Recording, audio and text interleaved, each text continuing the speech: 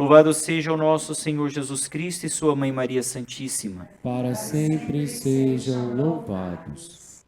Hoje nós estamos celebrando a quarta-feira da terceira semana do tempo da Páscoa. A primeira leitura vem relatar todos os fatos que sucederam após o martírio de Estevão. Estevão, por causa do seu testemunho da fé, o testemunho da visão que teve de Jesus Cristo, né, o Filho de Deus, o Filho do homem, no céu, né, entre as nuvens do céu, foi considerado um blasfemo da parte dos anciãos, né, dos doutores da lei, do povo que estava ali ao seu redor, e com a anuência de Saulo, né, que estava presente no seu martírio.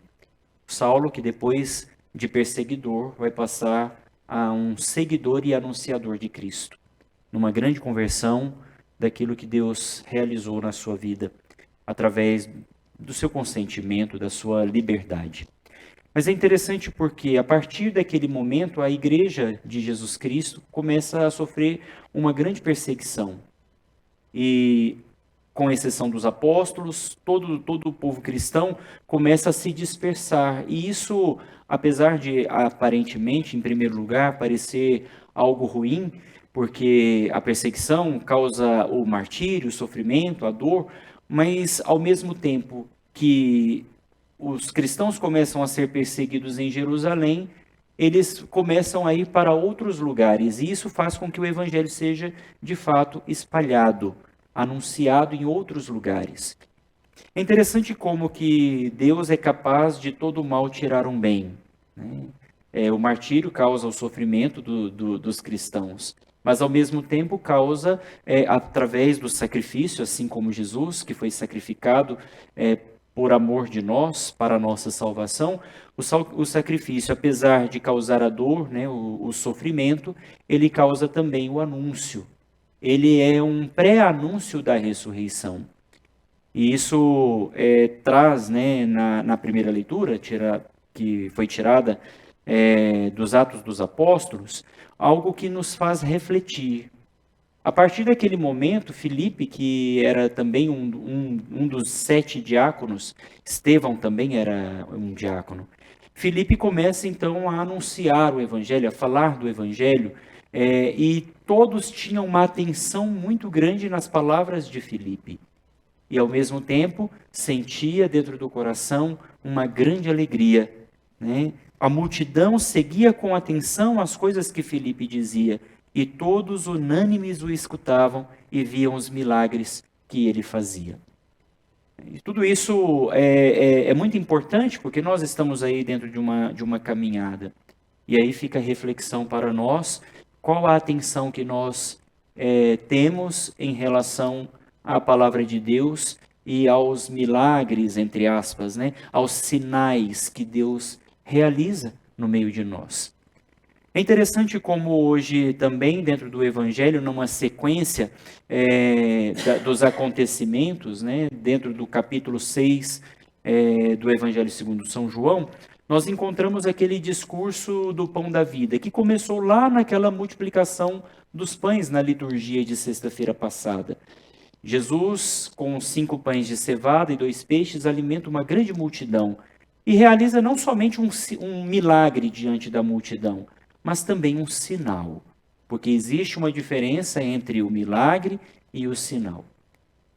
Pode haver algum milagre, muitas vezes, diante de nós, mas podemos talvez não perceber o sinal, porque o sinal só é percebido pela fé. Quando nós nos dobramos diante de Deus, diante do mistério, como se realiza diante da Eucaristia. Nós olhamos Jesus, nós o vemos com os olhos da fé. E só consegue enxergar Jesus na Eucaristia aquele que é capaz de ver o sinal. Se nós ficamos apenas na realidade do milagre, muitas vezes os nossos olhos não estão abertos o suficiente para contemplar o mistério. O mistério só vemos quando os nossos olhos se abrem pela fé. E é interessante, né? Porque ontem a liturgia foi diferente, não foi a sequência, porque nós celebramos a festa de São Marcos, então o evangelho foi apropriado para aquela ocasião. Mas uma coisa interessante, né? Depois que aqueles homens procuram Jesus, lá no outro lado do mar da Galileia, na cidade de Cafarnaum, Jesus diz para eles: olha, vocês vieram até mim porque vocês comeram dos pães e ficaram satisfeitos. Vocês não vieram até mim porque vocês viram sinais. A temática do milagre e do sinal, essa contraposição que existe entre essas duas realidades. Podemos muitas vezes ver os milagres, mas podemos não perceber o sinal da presença de Deus. Vocês vieram até mim porque comeram dos pães, ou seja, experimentaram o milagre de 5 pães e 2 peixes, uma grande multidão que comeu dos pães e ficou saciado. Agora, vocês não viram sinais.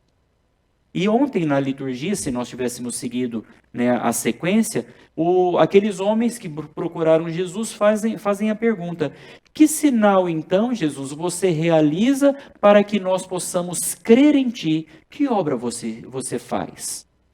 E é interessante porque Jesus, se nós olhamos profundamente a sua vida, suas palavras, os seus atos, o seu silêncio, a sua quietude, a sua oração, os milagres que realiza, todas essas obras em Jesus são sinais que revelam a sua pessoa.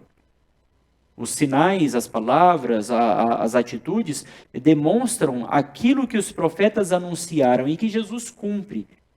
E eles estão perguntando: que obra realizas para que nós possamos crer? Não bastava para eles ter comido dos pães e ficado satisfeitos. Eles queriam outro sinal.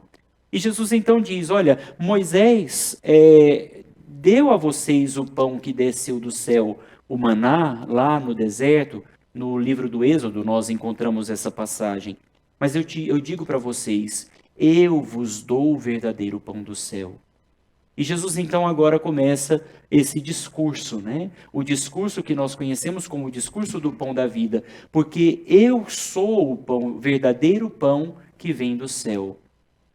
Ninguém foi ao céu a não ser aquele que veio do céu. Eu sou o pão da vida, eu sou o pão descido do céu. E este para nós, queridos irmãos e irmãs, é o verdadeiro sinal da presença de Deus que se cumpre naquela última ceia, como uma antecipação do grande mistério da cruz, da paixão, morte e ressurreição de Jesus. Louvado seja o nosso Senhor Jesus Cristo. Para sempre seja louvado.